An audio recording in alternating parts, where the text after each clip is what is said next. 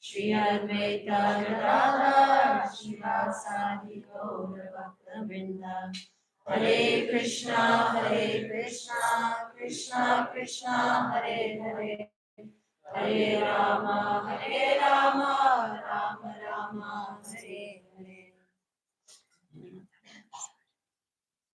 Okay, so I was first introduced to Krishna consciousness when I was a pharmacy student in Albany, New York. So one day I was studying in the library, and one person came up to me and he was like, "Oh, there's like a Bhagavad Gita class going on at a center. Do you want to come?" And I was like, "Okay."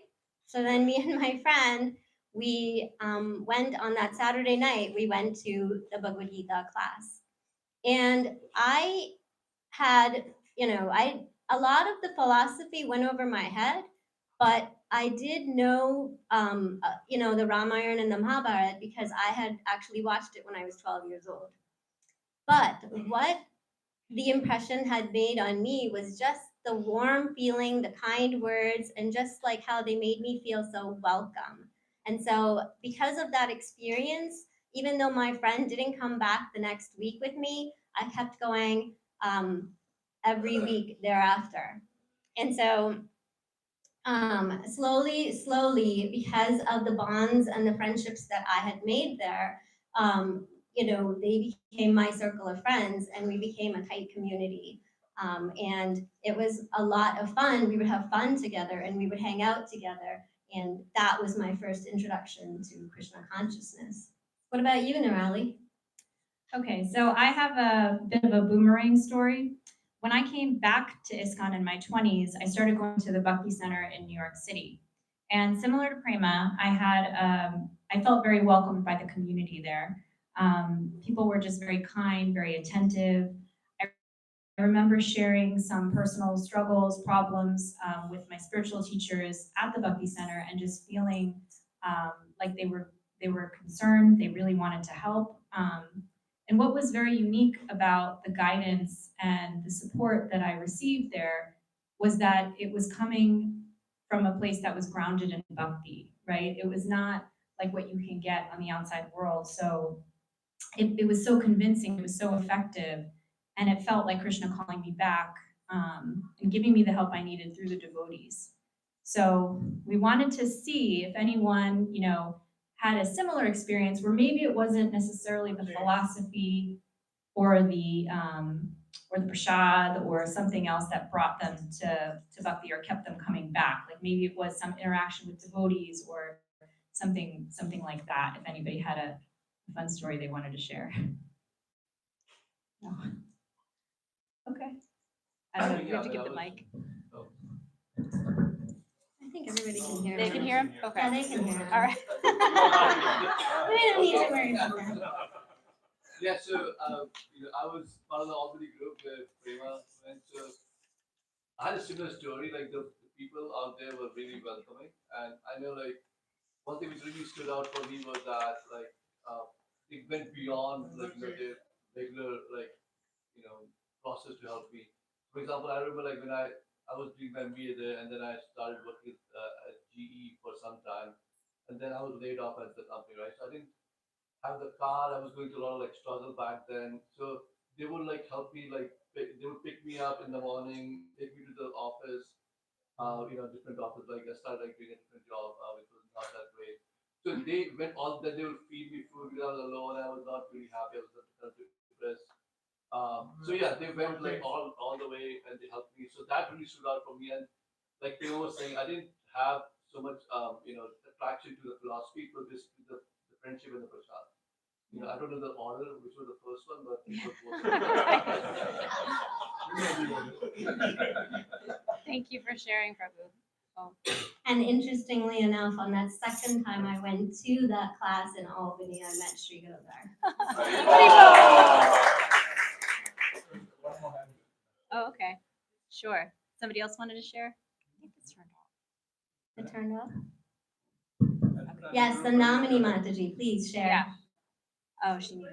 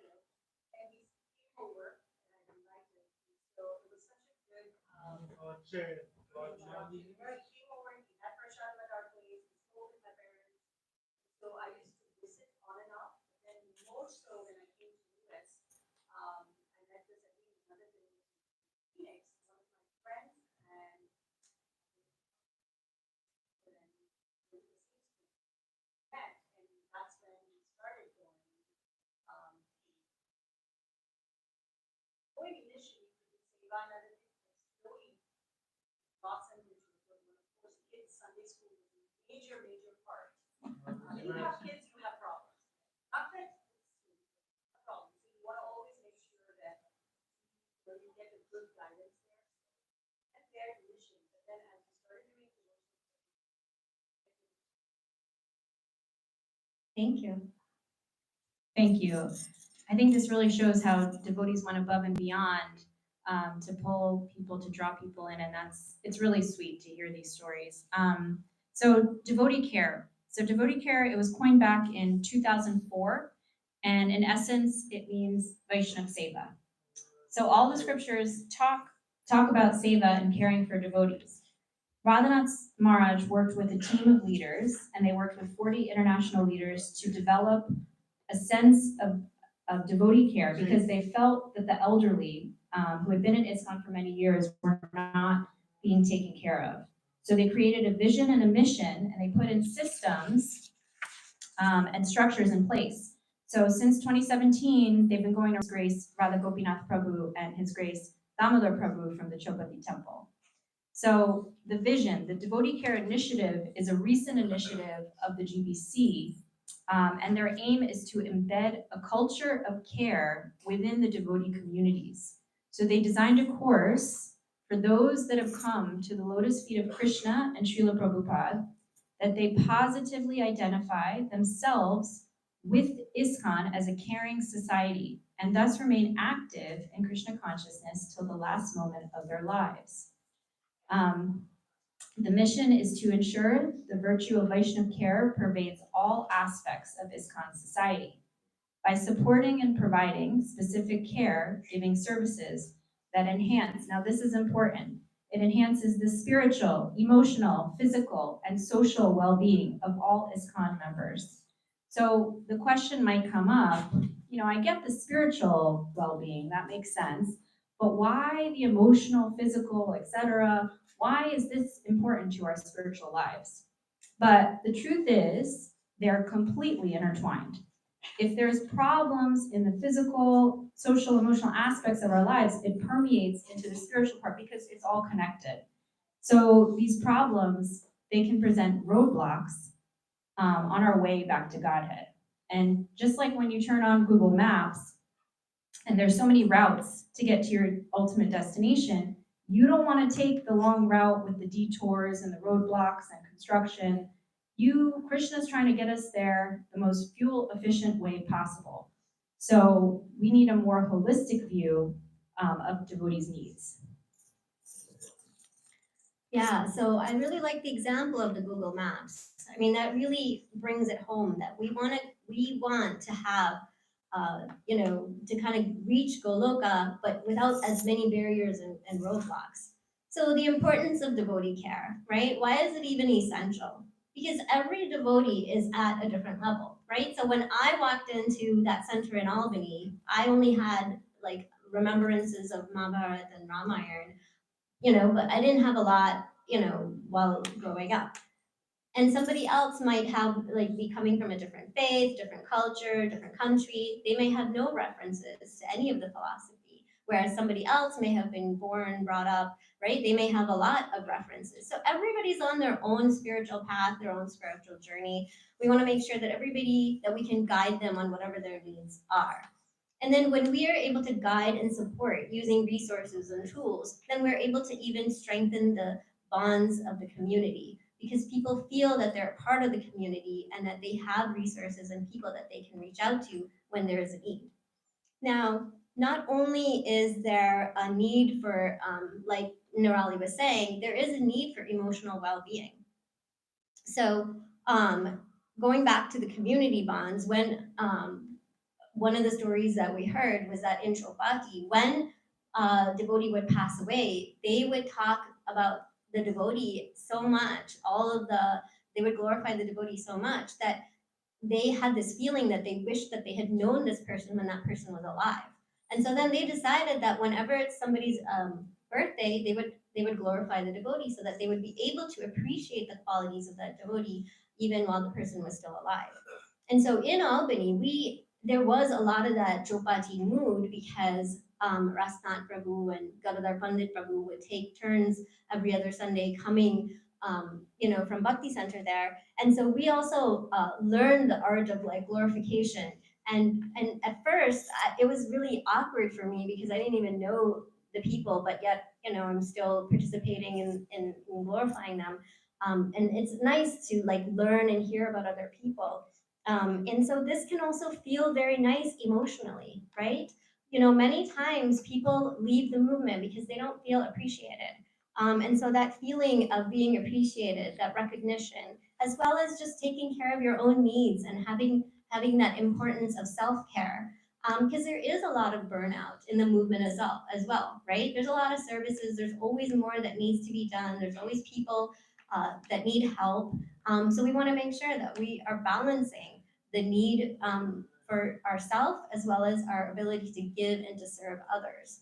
And then as we continue on in our spiritual journey, then we can make long-term commitments and be able to do our services long-term.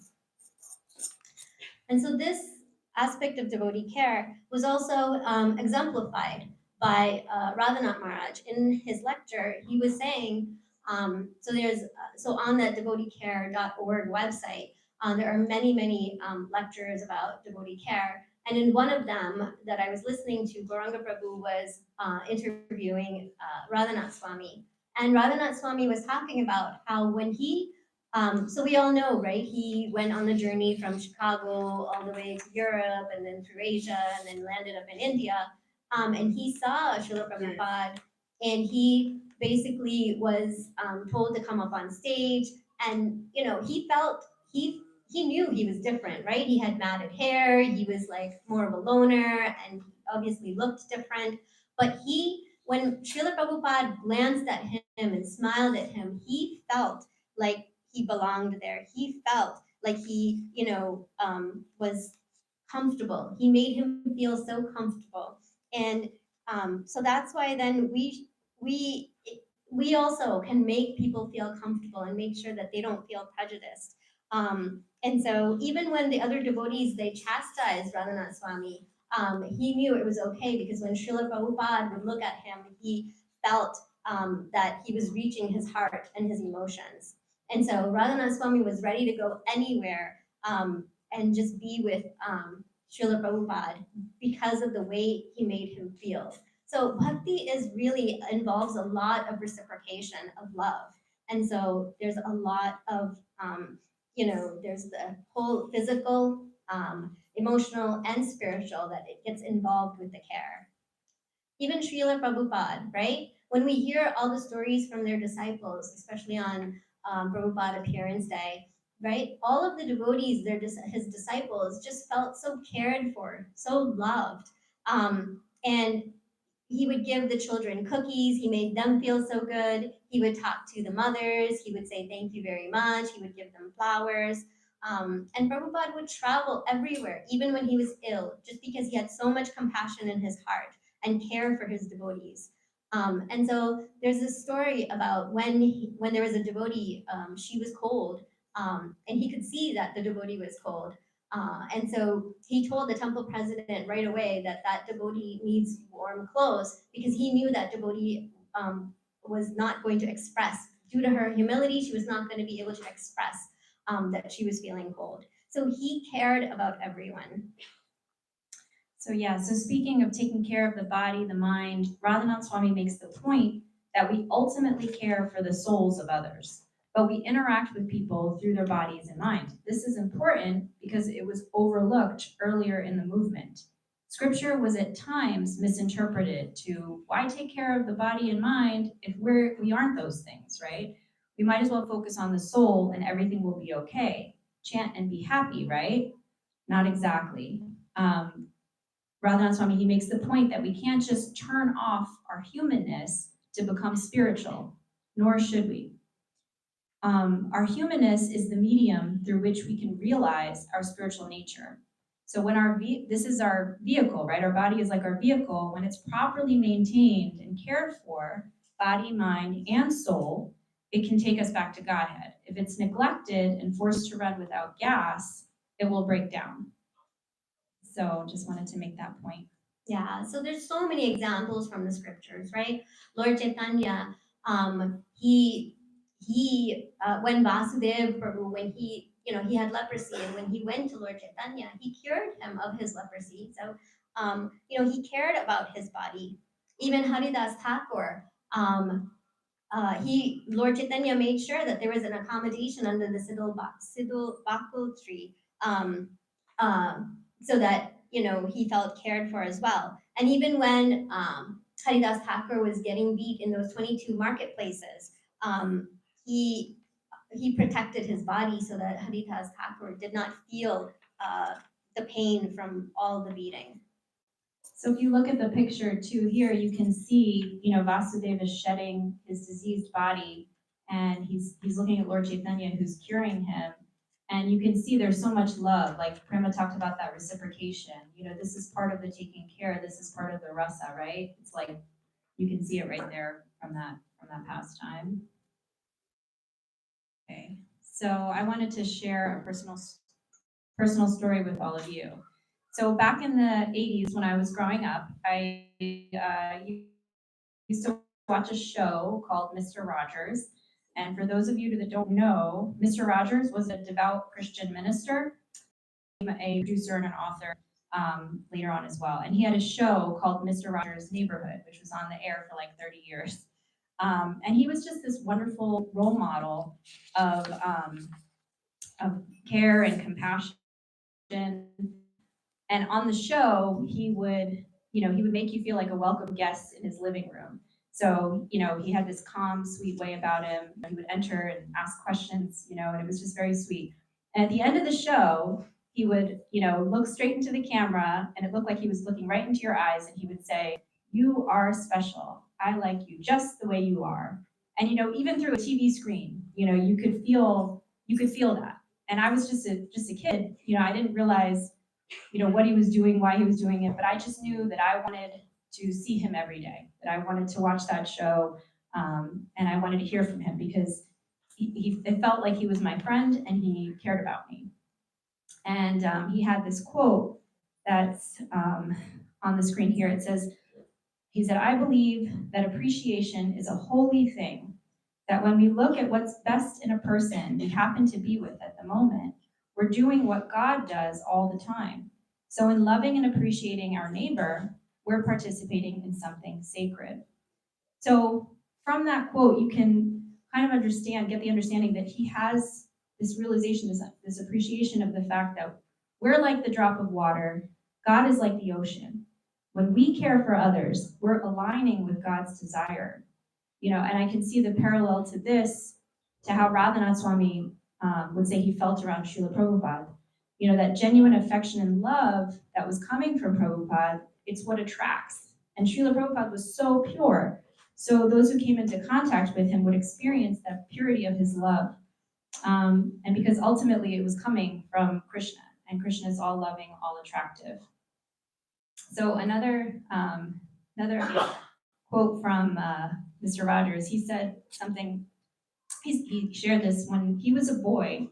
He said he would see scary things on the news, and his mother would say to him, look for the helpers. You always find people who are helping. So this is, something that was said to him to give him comfort as a child. It really resonated with me. As many of you might know, Mahatma Prabhu, who is a disciple of Srila Prabhupada, he was in the hospital last week with open heart surgery, and there was some ups and downs in his recovery. Thank you for your prayers, and he's on his way to recovery now. But I was at times feeling helpless, with the situation, but seeing all the devotees like all around the world just doing so much and caring and giving so much for this, for him, it just gave me so much comfort and hope. So even when you're not the one receiving the care, when you're not the one giving the care, it can nourish your own faith, and it can remind us that this process of Krishna consciousness, it really does transform the heart. So this is another quote on the screen also. This one, pay attention. I'm going to have you do something with this one. So another quote that he said was, from the time you were very little, you've had people who have smiled you into smiling, people who have talked you into talking, sung you into singing, loved you into loving. Let's take some time to think of those extra special people. So I want you to take a moment to think of someone who's done this for you, ideally recently, maybe in the past couple of months, and just think of that person. If you don't have a person that comes to mind, then maybe think of a time when you were a little down or could have used that little boost, that little support from someone. And I want you to take a minute and just share it with the person next to you. Share your story with each other.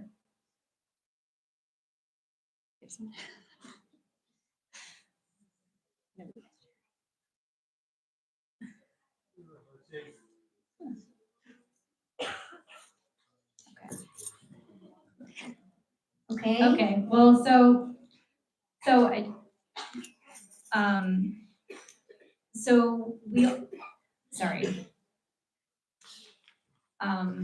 it's important, those people that have done that for us in our lives, we usually remember them with fondness. We usually remember them with a lot of love, even if it was 30 years ago or however long ago, they usually stick out in our brain because they did something very special for us. There's this last quote from Mr. Rogers, which I wanted to share was, he said, there are 3 ways to ultimate success. The first is to be kind. The second is to be kind. The third is to be kind. So if you remember nothing from this class, just remember to be kind. So Nirali, I actually also watched Mr. Rogers when I was young. So it's interesting that, the quotes that you brought up on the screen and the teachings that he was teaching actually do relate to devotee care. And even though he was Christian, the principles are similar, right? So the principles that we learned about in our devotee care class seminar last week, they're about respect, acknowledging each other's devotees' individuality on their spiritual journey, showing respect and empathy, understanding people's emotional needs and their personal needs. So one of the examples that was given last week was that when there were devotees, in Chopati, that when they had a family member that was dying and on their deathbed, then the devotees took care of them so nicely that the family, even they were so touched by the behavior of the devotees that then it made them more Krishna conscious. And this one father, he was on his deathbed, and his son was so touched by the way that the devotees made him feel that he joined the Chopati brahmachari ashram. So the way that we treat each other at all moments in life can leave a lasting impression on the people around us, and we may not even know about it. And then also just support, providing practical and spiritual guidance, and being that supportive community. We should be able to turn to each other and turn to our community. Sri Gurudhar and I have been coming here for about almost 20 years, and to be able to make to turn to this community, these people that we see every single Sunday, every single festival, that we can count on each other, and that we can reciprocate, our love and affection towards each other. That makes us feel like we have a family, even though our family may be far away from here. It makes us feel like we have people. And then other core principles like compassion, right? Trying to understand people's struggles. Everybody, today they're always talking about mental health. It's such a big thing that's going on. But everybody has problems, and it's nice when we're able to reveal our mind, and be able to understand other people's struggles. And then just the confidentiality, right? Of course, you have to build trust in order to feel that you even want to share or reveal your mind. And that only happens if there's confidentiality. And so these are all really important in developing a community and a spiritual family. So yes, a spiritual family. We are a spiritual family. This is very important. So what does a spiritual family do? It nourishes us, it sustains our faith, our enthusiasm, our sadhana, and our strength to resist the temptations of Maya. So Krishna's in our heart, but Maya is like the curtain and we don't see Krishna. So Krishna will open that curtain when he's pleased, right? So we know that devotional service is the key to pleasing Krishna. We also know that association is so important. As Prema said, we need to be able to trust each other and cooperate. These are some key principles that we have to follow. And Srila Prabhupada said that you can show your love to me by how you cooperate together. So we've all heard, this, our philosophy, Das, Das, and Das, in the CC Madhya 1380, it said, I am not a Brahmin, I am not a Kshatriya, I am not a Vaishya or a Sudra, nor am I a brahmachari, householder, vanapras, sannyasi. I identify myself only as the servant of the servant of the servant of the lotus feet of Lord Sri Krishna, the maintainer of the gopis. He is like an ocean of nectar, and he is the cause of universal transcendental bliss. He is always existing with brilliance. So this point is conveyed in so much of our Shastra, the servant of the servant of the servant. And this is the heart of devotee care. One last quote here that says, Srimad Bhagavatam from 1:16. The Lord is more pleased when he sees his servants are properly respected, because such servants risk everything for the service of the Lord and so are very dear to the Lord. So just wanted to explain about this spiritual family. Yeah. So, when we have a spiritual family, even our regular families, right, we're all going to have a difference of opinion. And that happens, right? We're all a bit achintya abheda veda philosophy, right? So we're all sparks of Krishna, right, at the spiritual level, but we all have individual differences. And so there's never going to be a time where all of us are going to be on the same page and have the exact same opinion. And we see that even in the stories from the scriptures. With Ashwatthama, he killed the 5 sons of Draupadi, right? And when Arjuna brought him to Bhima and the rest of the family, then Bhima immediately said, kill him. But Draupadi said, no, forgive him, because she did not want Ashwatthama's mother to feel like the way she does at that time. So then who is right? What is who's right here? Should he be killed or should he be forgiven? And they're both like associates of Krishna. They're both great devotees, and they're both very advanced. So they're and so Arjuna was in between them two, but both were right. So some people forgive, some people punish, and so there's going to be a difference of opinion. And so so many times there's such a difference of opinion that people are so passionate about their opinions that they stop talking to each other, and that's actually offending Srila Prabhupada. So we all have to be humble and respect each other's point of view for a higher purpose. So that the higher principle is that that's what pleases Krishna. Because it takes a lot of maturity and depth of consciousness. And Krishna wants unity and cooperation. So that if we all get along nicely with each other for that higher purpose, then we can help so many others as well. The human ego is very, very hard. It's one of those, right, the hardest things, the last to go before trying to go back to Godhead. And so humility is very deep. And so we must learn and honor other people's perspectives, opinions, and conditionings, and really try to look at the higher principle and try to make advancement by our love and sincerity. That's the only way we can make advancement. Yeah, so thank you, Prema.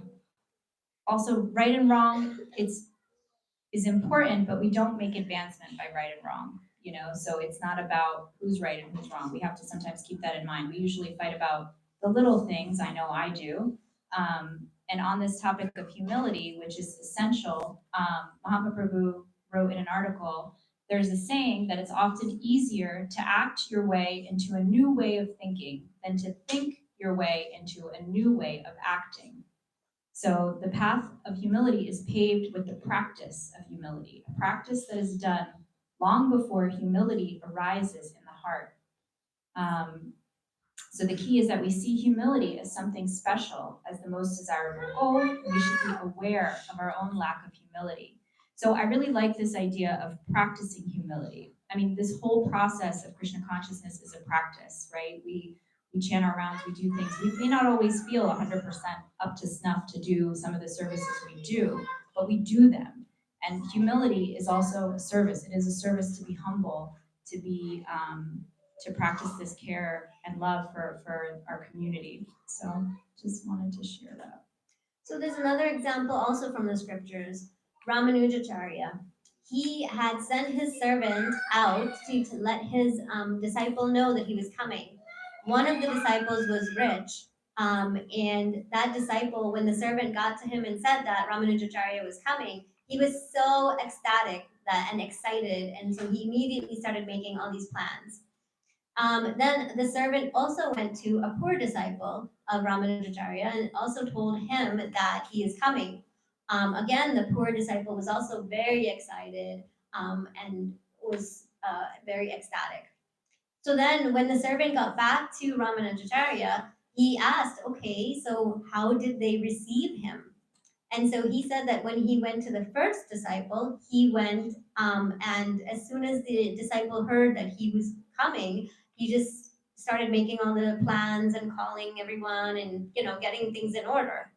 And then he asked, well, what happened when you went to the second disciple? And he said that yes, he was also excited, but he did offer me prasad, food, water, a place to sit, and we exchanged some loving words, and then he sent me off.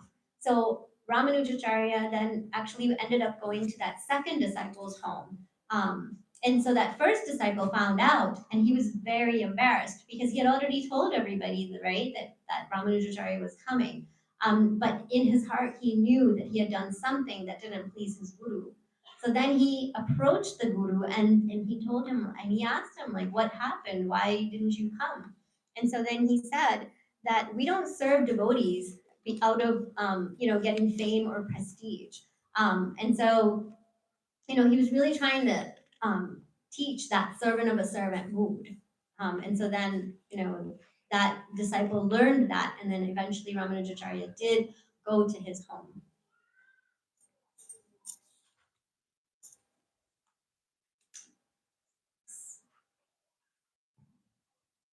So cooperation, this humility, these, like we said, are important principles of devotee care.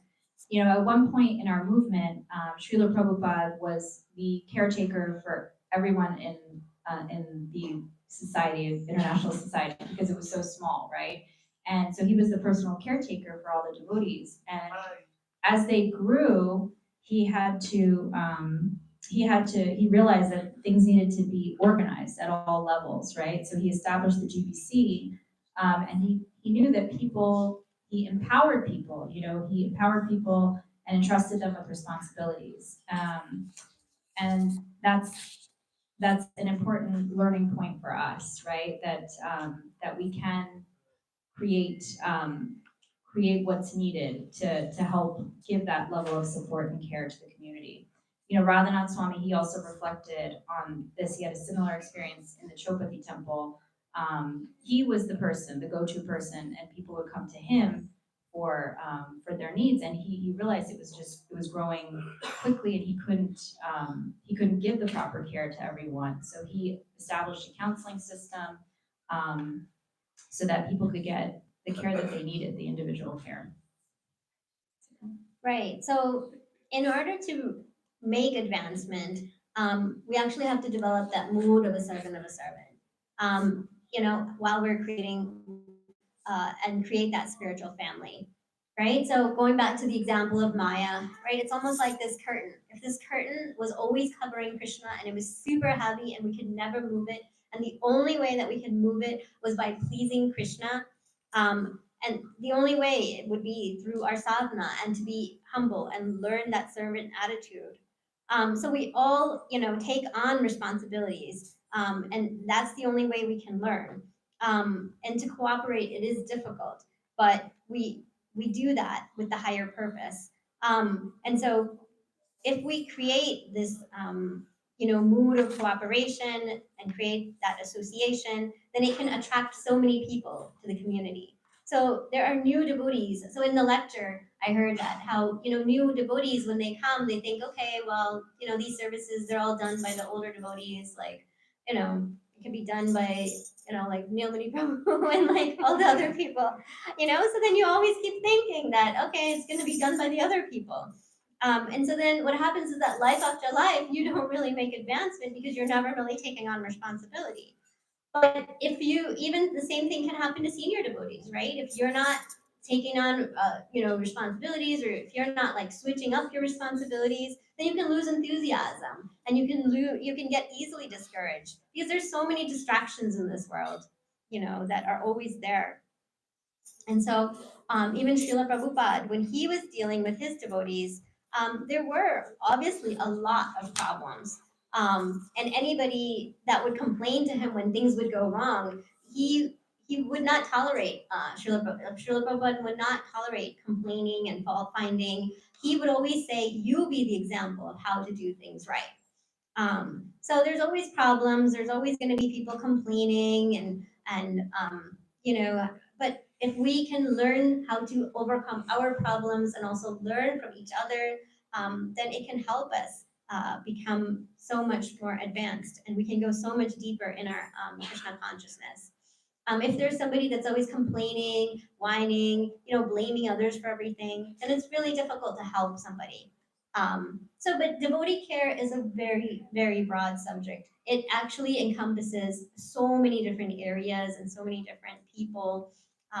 But we want to be able to protect each other and enthuse each other, encourage and educate each other, because that curtain of Maya is very, very strong. So we want to be able to create that family atmosphere where Krishna showers his blessings on us, and so that we can feel his grace. And when people come to our temple, they feel so attracted to our community and our congregation, and that when people leave our community, they actually miss it, or that they come back. And so that spirit of community can get us so many love and blessings. And so in conclusion, right, we went over what devotee care is, that maybe it even reminded you of your personal experience when you first encountered ISKCON. Then we kind of went over some of the examples from the scriptures. We talked about Srila Prabhupada and Radhanath Swami. We talked about how to create a community of devotee care. And devotee care, again, is a very broad subject, but at the end of the day, it's all about just Vaishnava Seva, right? Doing a seva, serving each other, and having those loving relationships. Yeah. there's so many, we just scratched the surface today on devotee care, but we wanted to bring awareness to this very important topic. You know, what brings new devotees in and sustains old devotees is really how you make them feel. So this is really essential, essential principle also. We took the information, you know, that we gave today from what we learned in the course, as well as from our spiritual masters, lectures we've heard on what devotee care is. So actions and our cooperation is how we can please each other and please Krishna. So at some point we will have workshops to help educate on the different aspects of devotee care. And if anybody wants to help with that initiative, please let us know. You can join the team. So thank you so much for this opportunity. Very cool. Thank you.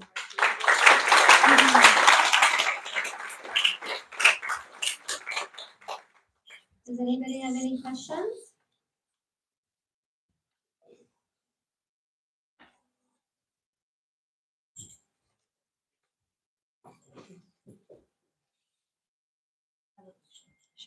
So, in your seminar, are they kind of Shri Shri Ganesh Ki, Srinath Ki, Ram Sita Lakshman Hanuman Ki.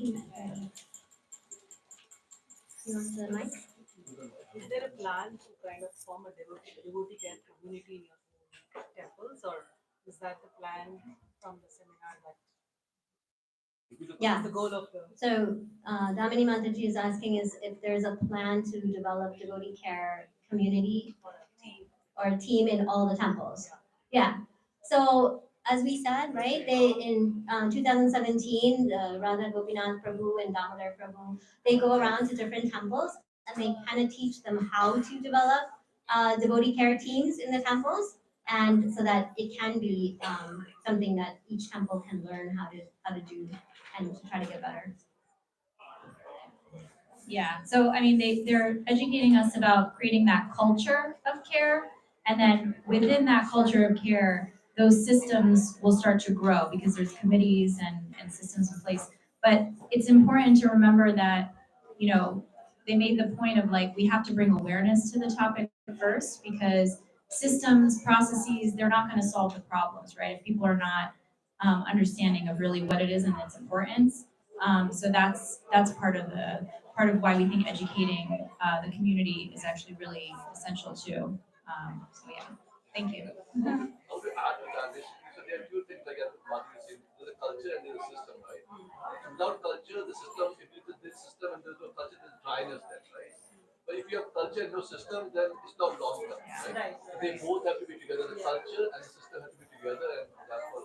Yeah, it's a great point. Thank you. Thank you.